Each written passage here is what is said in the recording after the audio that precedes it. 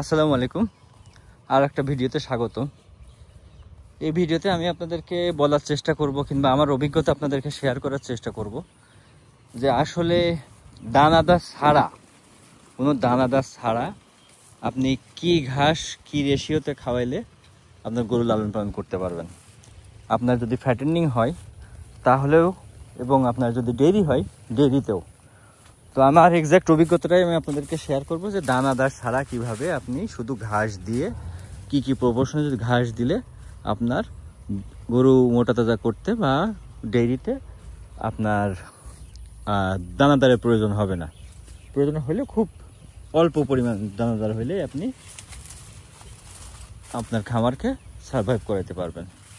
তো আমি আমার অভিজ্ঞতা যদি শেয়ার করি তাহলে আমার গরুকে, যে গরুগুলো আমি এইবার কুরবানি দিয়ে সেল করলাম, তাদেরকে বড় যেগুলো ছিল সেগুলোকে ম্যাক্সিমাম আমাকে 3 কেজি দানাদার ডেলি দেওয়া লাগছে, ম্যাক্সিমাম 3 কেজি। এবং ছোটোগুলাকে আমি 1 কেজি 1.5 কেজি দানাদার দিয়ে আল্লাহর রহমতে আমি আমার গরুগুলা মোটাতাজা করতে পারছি এবং রেজাল্ট খুব ভালো পাইছি। তো সেইখানে আমার সবথেকে বড় সাপোর্ট হয়ে দাঁড়াইছে আমার কয়েক রকমের ঘাস। কয়েক রকম বলতে আমার লাগানো ঘাস আছে 4টা। একটা হচ্ছে এই যে জারা ঘাস দেখতেছেন, এই জারা ঘাসগুলো 2বার কাটা হয়ে গেছে। এই জারা ঘাস, এদিকে গোয়াতেমালা হাইব্রিড এবং আমার কিছু স্মার্ট নেপিয়ার ঘাস আছে ওই দিকটায়। তো আমি কি রেশিওতে এই ঘাসগুলো দিয়েছি এবং এর সঙ্গে কোনো খড় লাগছে কিনা সেটাও আমি শেয়ার করব। তো আমি আমার 20টা গরু ছিল, এবার 20টা গরুর জন্য আমি যদি 100 কেজি ঘাস দিয়ে থাকি তাহলে 100 কেজি ঘাসের ভিতরে আমি এই যে গোয়াতেমালা ঘাস, এই গোয়াতেমালা ঘাস হচ্ছে ক্যালসিয়াম সমৃদ্ধ ঘাস, আপনারা খুব জানেন। এবং আসলেই গরুতে এর রেজাল্ট খুবই ভালো, খুবই ভালো। এবং আপনার এর সঙ্গে প্রোটিনের যে ঘাটতি থাকে সেই প্রোটিনের জন্য আমি স্মার্ট নেপিয়ার ঘাস, ওই যে দূরে দেখা যাচ্ছে কিনা আমি বলতে পারতেছি না ঠিক ভিডিওতে, এই যে আমি একটু জুম করে দেখাই, এই যে যে দূরে এগুলো দেখতেছেন এগুলো হচ্ছে স্মার্ট নেপিয়ার ঘাস। এই ঘাসগুলা আমি ব্যবহার করছি এবং ওই দূরে আরও দূরে বড় বড় দেখতেছেন এগুলো হচ্ছে আমার জারা ঘাস। এবং কাটার পরে যে জারা ঘাসগুলো ছিল সেগুলো হচ্ছে এই যে আপনার এইখানে জুম আউট করে নিই, এই যে আমার এগুলো হচ্ছে জারা ঘাস। তো এখন প্রশ্ন হচ্ছে যে আমি কি অনুপাতে গরুকে দিয়েছি এই ঘাসগুলা। তো আমি মেনলি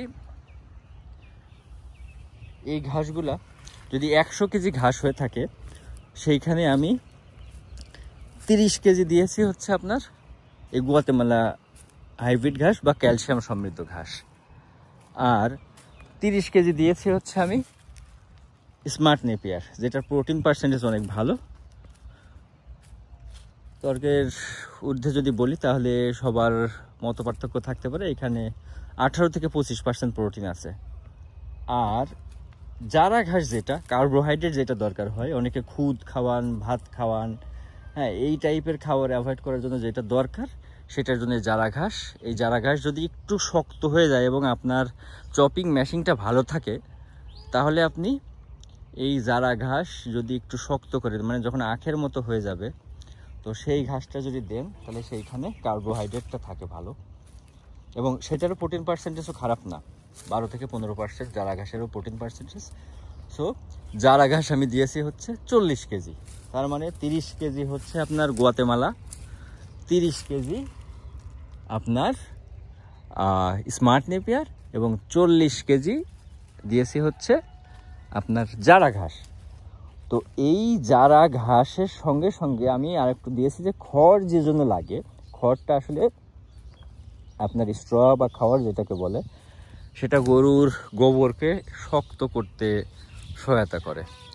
তো সেইটার জন্য মোটামুটি আমি ওই 100 কেজি খাবারের সঙ্গে 100 কেজি যে ঘাসের মিশ্রণ বললাম তার সঙ্গে আমি 5 কেজি মতো খড় দিয়েছি, 5 কেজি খড় বা বিচেলি, সাথে আমার সরগম সুদান ঘাস ছিল, সেই সরগম সুদান ঘাসও 30 কেজি মতো দিয়েছি। তার মানে টোটাল 150 কেজি মতো খাবার বানাইছি যেটা আমি এই ইয়েতে। তার মধ্যে আমার ঘাস হচ্ছে গোয়াতেমালা 30 কেজি, স্মার্ট নেপিয়ার 30 কেজি, 40 কেজি জারা, 5 কেজি খড় আর 25 কেজি হচ্ছে আপনার